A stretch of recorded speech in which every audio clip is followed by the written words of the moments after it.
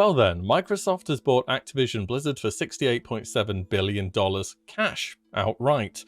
The past few years for Blizzard fans, as well as the public image of the company, have not been good, with disappointment after failure being rife. Warcraft 3 refunded, Heroes of the Storm esports retired, Overwatch 2 pushed back again and again whilst the live version of the game is left in the dust, Warcraft receiving back-to-back expansion flops in BFA and Shadowlands, and many players genuinely losing faith that Blizzard have any capacity anymore to actually make a half-decent game. And amidst tones of displeasure from the players of Blizzard's products, last year the workplace also came under fire. An ongoing lawsuit from the District of California alleging disgraceful workplace conditions, harassment and discrimination, during which many of the old guard quietly left as shortly before or whilst the news broke, leaving a gaming giant fragmented. CEO Bobby Kotick, however, remains and indeed will continue to hold his position until the deal closes in 2023.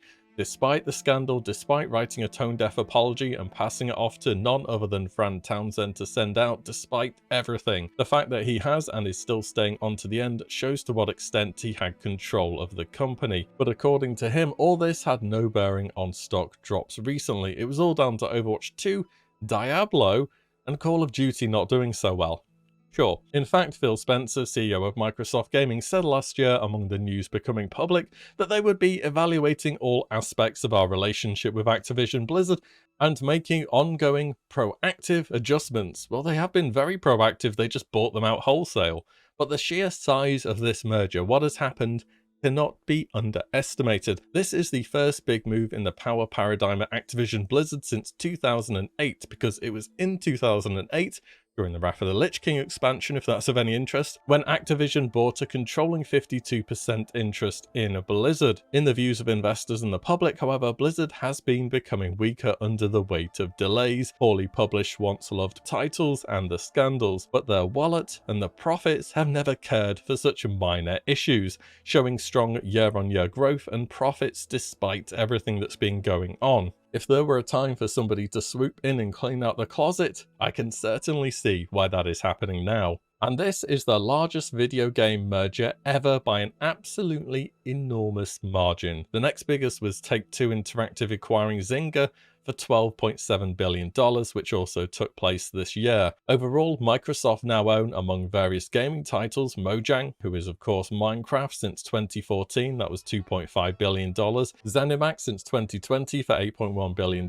which includes Bethesda, of course that means Elder Scrolls IP, Elder Scrolls Online, they are already doing an MMO, Fallout, Doom, Dishonored, Wolfenstein and more. And this year, Activision Blizzard for $68.7 billion, who of course under Blizzard house Warcraft, Overwatch, Hearthstone and so on, Activision mainly Call of Duty, and King, the mobile division fronted by Candy Crush. The $68 billion buyout values Activision shares at $95 a pop. Prior to the deal, Activision Blizzard shares were around 65 USD, and as of doing this now, they are around 82. Good day for holders, that's to be sure. The price that Microsoft paid reflects the time until the deal will close in 2023, as well as what Microsoft believes it can add in value to the share price in the long run. And finally, this moves Microsoft up to the third biggest gaming company by revenue in the world, only behind Sony and Tencent. So then, pretty big and pretty bold stuff. Are we happy with this though? Well, initial thoughts on seeing reactions to the news break is that it takes a special kind of bad for widespread cheer to erupt upon hearing a gaming company is being bought out by an even bigger corporation, but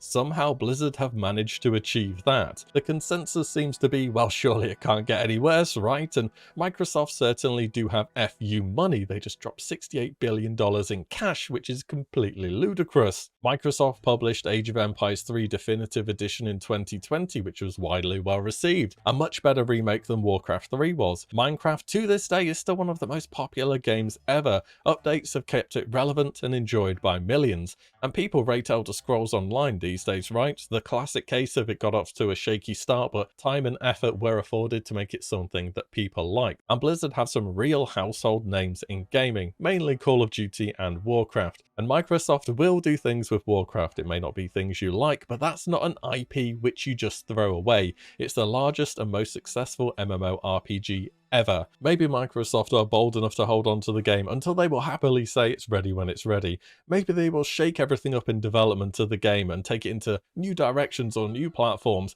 Maybe they'll do WoW 2 Xbox exclusive in 2032. Maybe. What does it look like Microsoft actually want Activision Blizzard for though? Why did they buy them and why now? There are two main articles published from Microsoft's point of view to go through, and they give us a bunch of insights into the future of the newly acquired items. We have to start this with a very important message. Until this transaction closes, Activision Blizzard and Microsoft Gaming will continue to operate independently. Once the deal is complete, the Activision Blizzard business will report to me as CEO Microsoft Gaming. This was Phil Spencer speaking. This means about 2 or so, give or take, more years of ActiBliz. Phil isn't about to walk into Blizzard HQ and this is Sparta Bobby straight out of the window, as much as we'd like to see it. Even then, it will take time after the deal is complete for things to change. So the 10.0 expansion will be all current Blizzard. Wrath of the Lich King Classic will be all current Blizzard. Not exactly the ray of sunshine you want to hear, but we tell things as they are. Next, Activision Blizzard posts nearly 400 million active monthly users across all their titles, whilst Microsoft has 25 million plus Game Pass subs. And they go on to say, upon close, we will offer as many Activision Blizzard games as we can within Xbox Game Pass and PC Game Pass. Both new titles and games from Activision Blizzard's incredible catalogue. So a WoW sub under a PC Game Pass in 2023 at some point, probably.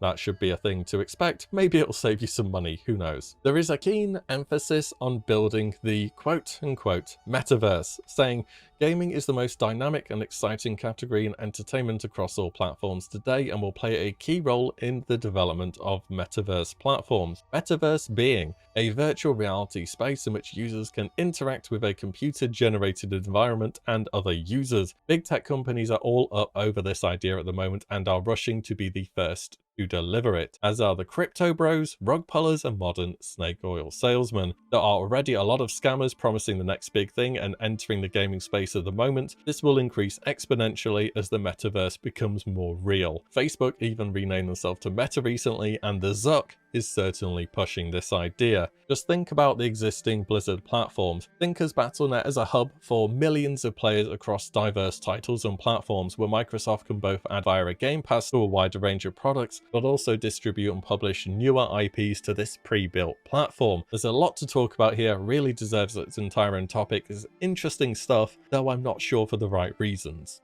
Moving on though, whilst games we play, such as the MMO side of things, may not be getting that much of a look in the announcement, mobile games do. As somebody once said, it's the mobile market, stupid.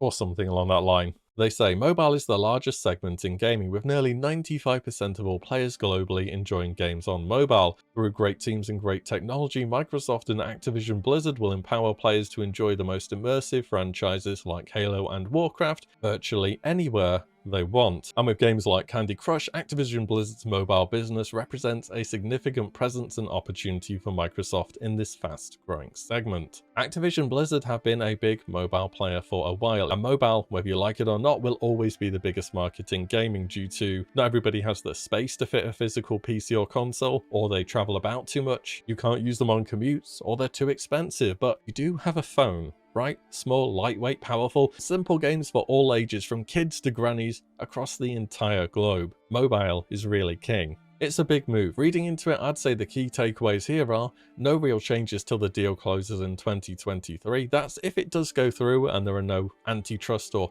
monopoly issues found here. There won't be any changes to World of Warcraft as we know it until that completion date. Microsoft Game Pass will expand to existing Activision games as well as future ones, and Microsoft have a bigger than ever before platform with more users to push the metaverse to reality, as well as mobile gaming's inevitable growth. And overall, honestly, it's hard to not feel that some positives have to come out of this for Blizzard's games, given the recent track record they have been running. For the time being though, it's a waiting game until things really do change hands and Microsoft gain the ability to begin making a difference. Blizzard fans have said it 1,000 different times now. Here's hoping for World of Warcraft. Maybe this time though, it'll be different.